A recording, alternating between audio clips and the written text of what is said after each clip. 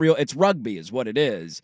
And if you could find a common ground here of saying, hey, you want a quarterback sneak, do it all you want. You want your offensive lineman to go low, do it all you want. But not allowing three 275-pound tight ends and a fullback and a running back, whoever else you got in the backfield, to get behind Jalen Hurts or whoever the quarterback is and shove him forward as he crowd surfs over the offensive line, that should be the band play. And this isn't even just a tush-push thing. This stuff drives me nuts when you got guys like in the open field and they're refusing to go down. And then you get the offensive lineman wall that comes. It's pushing the guy forward, but since his forward progress hasn't technically been stopped, it's like, let's just give him 5 more yards. I can't stand any of that stuff. Pushing should be disallowed in football, and that's an easy common ground here that I feel like we can all come to an agreement on. Yeah, it's one little thing, and people may disagree with my point on this. It's a final point I'll make, and then we'll go to Max Chadwick for the ticker. You know, it's an underrated thing here, but to help the defenses, and sometimes my team would not benefit from this, right? I think everybody's team would not benefit from this. I hate forward progress. Yeah. Like where the guy gets tackled. And then push backwards 3 yards. You know what? He lost the 3 yards. He did. I see a guy held his ground. He gets whipped backwards 4 yards, and the ref's 4 yards up. And I'm like, I hate that. Yeah. Help the defense a little bit. A little bit. If I can drive you back. If you don't want to get driven back, then go to the ground. You caught the ball. That's your forward progress. Fall down. You get the ball right there. Right. You don't need to get those extra yards out of it. I hate seeing a tackle 5 yards behind where the ref is marking the line of scrimmage. I'm like, this is stupid. Why do we do forward progress? I don't like it. Drives me nuts, man. Drives me nuts. Old man football takes. There you go. Green Bay Packers filing a motion to get rid of the tush push. Let's talk about the NFL draft and some other NFL dealings with Max Chadwick of PFF.com for the Daily Ticker. An early one next on The Fan. Now, from the Fan Sports Desk, a Sports Center update on 1080 The Fan.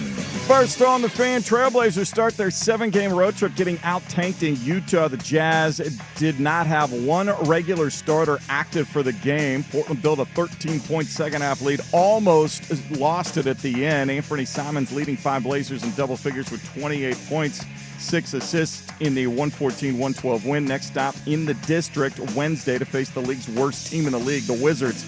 Elsewhere in the NBA, Nikola Jokic had 19 assists. That's the second most ever by a center in a single game. He led the Nuggets past the Pacers 125-116. T-Wolves came back from 24 down in the fourth quarter to beat the Thunder in OKC in overtime 131-128. Oregon Ducks center Nate Biddle named Big Ten Men's Basketball Player of the Week, guiding the Ducks to a 3-0 week, averaging 19.7 points, 8.7 rebounds, 3.7 blocks, and 2 assists in wins over Rutgers, Iowa, and Wisconsin. More projected top picks in the NFL draft opting out of on-field drills at this week's Combine in Indianapolis, including edge rusher Abdul Carter of Penn State, who cites a shoulder injury suffered late in the season, as well as top running back Ashton Genty of Boise State. More sports scores and stories in 30 minutes. Jason Swigart from the Fan Sports Desk. Listen live or on demand at the Odyssey app, the Fan's desktop player. Tell your smart speaker to play 1080 The Fan. It's The Fan on FM.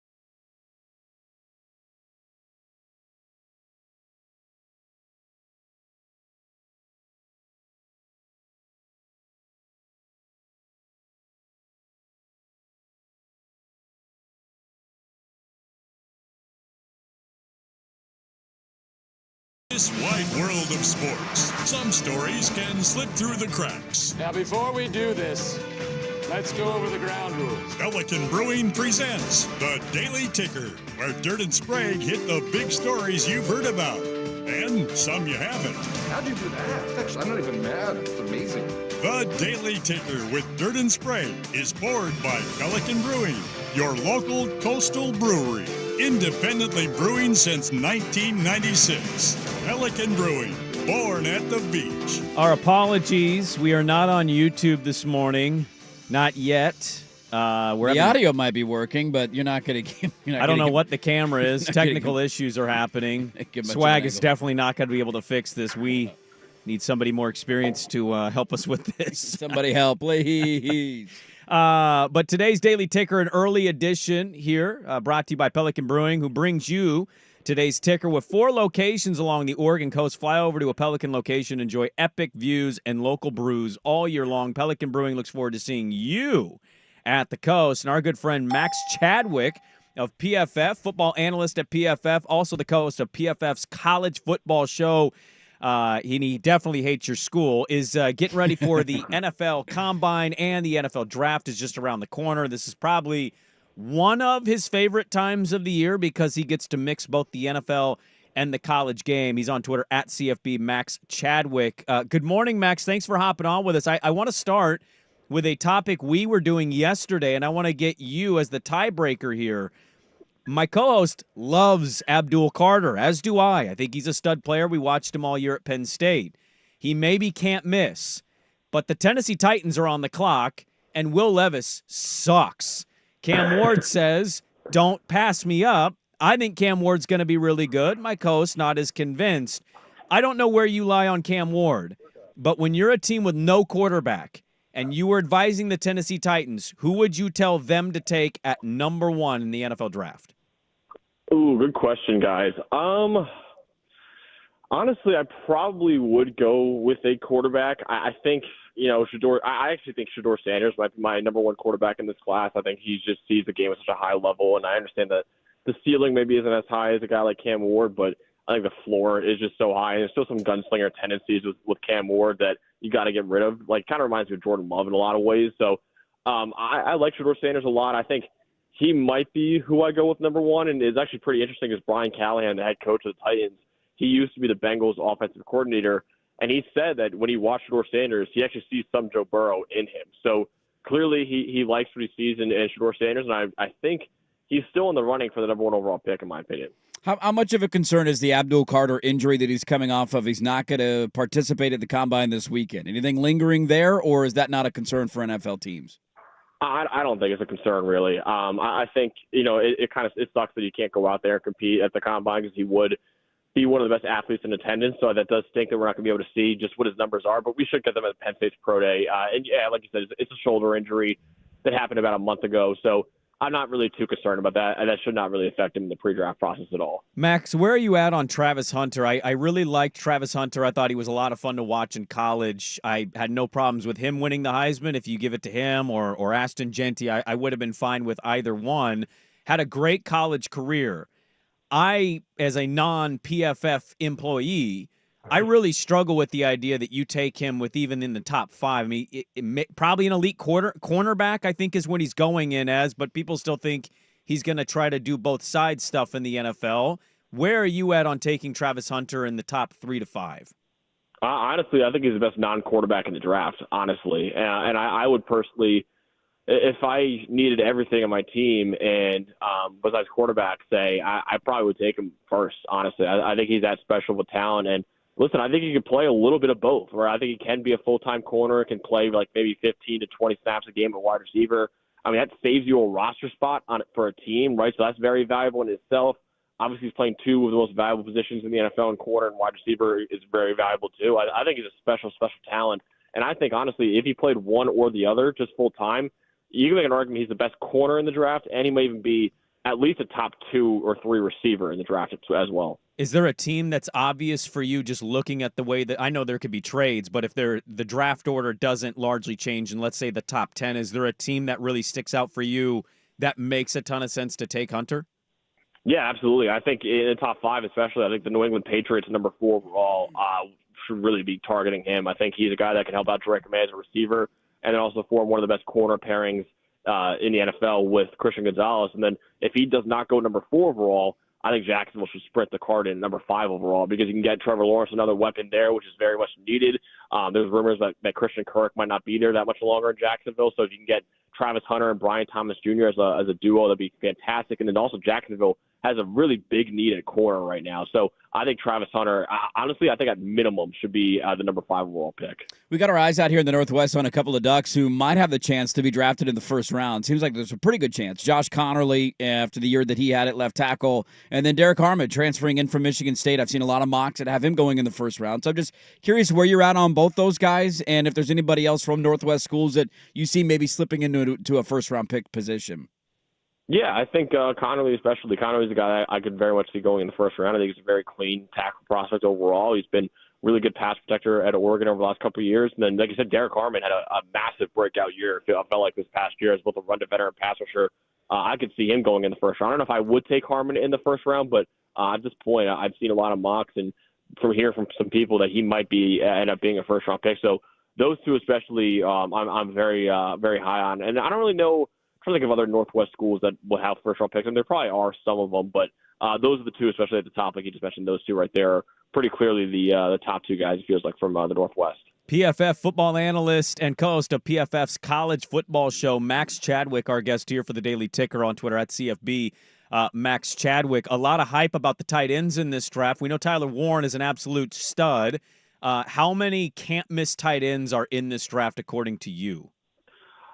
Can't miss. I would probably say 2, and as in like I would take 2 tight ends in the first round, and honestly, it's pretty rare to have any tight end go in the first round. So the fact that we have 2 first-round caliber players is pretty special. We have 2 very different tight ends that I think I would take in the first round. Tyler Warren, like you just mentioned before, and Colston Lovely, the other one from Michigan. Warren, more of a classic tight end, more of like a George Kittle, and Loveland's more of like a Travis Kelce, right? So obviously Warren's going to be the guy that is a really good blocker in addition to being a really good athlete and obviously a really, really good talented pass catcher as well. Loveland is almost like another receiver out there. The way he moves at his size is absolutely ridiculous. So they're 2 very different tight ends and 2 tight ends that they'll need to be used in very different roles, but 2 equally talented players, in my opinion, that should both be first-round picks. Is there anybody else that's like outside? A lot of mocks have very similar names going in the top 10. Is there anybody outside of that you look at, maybe that's right now projected, maybe middle of the first round, back end of the first round, that you think is incredibly undervalued and should be considered to be a higher pick if you were an NFL GM? Yeah, I think one of them that really stands out is James Pierce Jr., the edge rusher from Tennessee. I've seen some mocks where he goes to the Chiefs or the Eagles at 31 or 32. I think that's how you keep those teams at the top of the NFL, if you let a player like that slip to them. I think he's a top 10 talent in this draft. He's a freak athlete, the edge rusher from Tennessee.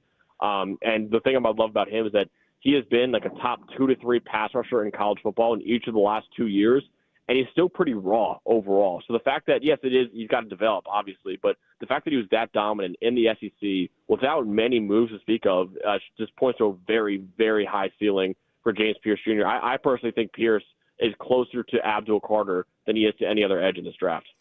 Big year for running backs. Derrick Henry, a big addition for the Ravens, had a great year. And obviously Saquon Barkley eclipsing 2,000 yards and winning the Super Bowl and probably being the MVP of that team, putting them over the top. I don't know if the value contract-wise will ever get back to what we once thought it was, but I am curious, how does an Ashton Jeanty get looked at now in this draft, given what we just saw Saquon do, and how does he compare to a Saquon Barkley in terms of what you think he'll be as a pro?